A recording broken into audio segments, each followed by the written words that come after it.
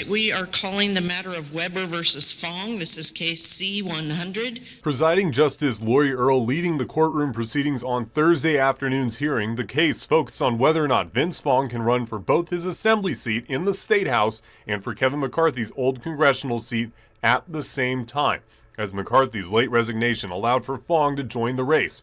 Fong won a December court case against Secretary of State Shirley Weber, keeping him on the ballot after Weber's move to remove the candidate from the congressional race. We're talking about, voter disenfranchisement, really. GOP strategist Tim Rosales questions if this would receive the same attention from the Secretary of State's office if this were a Democrat instead of a Republican.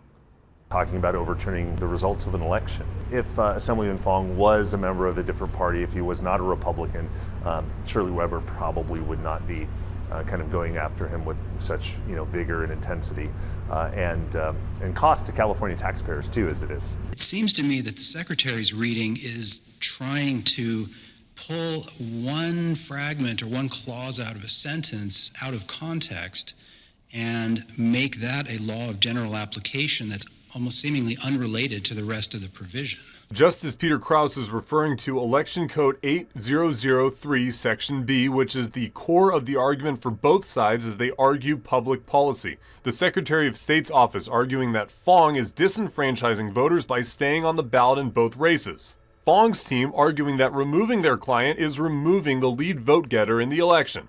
Now that the election has happened, that's why I think the pieces on the chessboard have changed a little bit, because now it's not really pre-election, which is when the states do have some control over what happens to the ballot. But once a legislative candidate appears on the ballot, the power of the state is diminished in favor of the power of the particular legislative body that this race is supposed to fill. I do think that there are real harms here in allowing a candidate to run for multiple offices. I do think voter confusion is an issue. I think that it also could result in freezing out other candidates. And we've seen that because in the Assembly District, because Mr. Fong was the incumbent and he ran again, no one else ran against him. The Secretary of State may be attempting to use a reversal to enjoin itself or to assert for itself that it doesn't have to certify the results of the March 5 elections. A major question from one of the justices was whether the Secretary of State is having any insight on local races where there are multiple candidates running for two different offices. So you've indicated twice here that on behalf of Mr. Fong, you have cited 4 other individuals who are on the ballot twice in March. Fong's attorney cited several local examples of this instance, while another was focused on former U.S. Senate and presidential candidate James Bradley.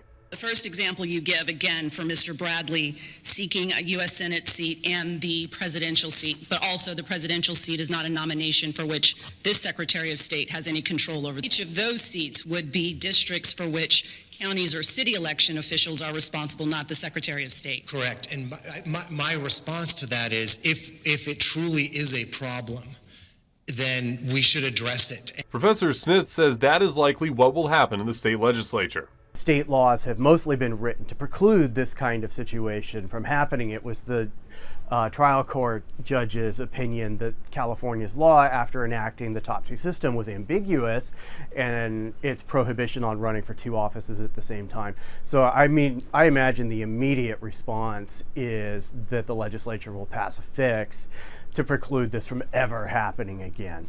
Perhaps anyone else who wants to do this in the future. No, it'll get fixed and lost. Reporting in Sacramento, Will Silverstein, Eyewitness News. Hi, I'm Rochelle Murcia with Eyewitness News Bakersfield Now on YouTube. Thank you for checking out our YouTube channel where we have tons of great content to choose from. While you're here, go ahead and click on the subscribe button right there. That way you can stay up to date on all the things related within Kern County. Thanks for watching.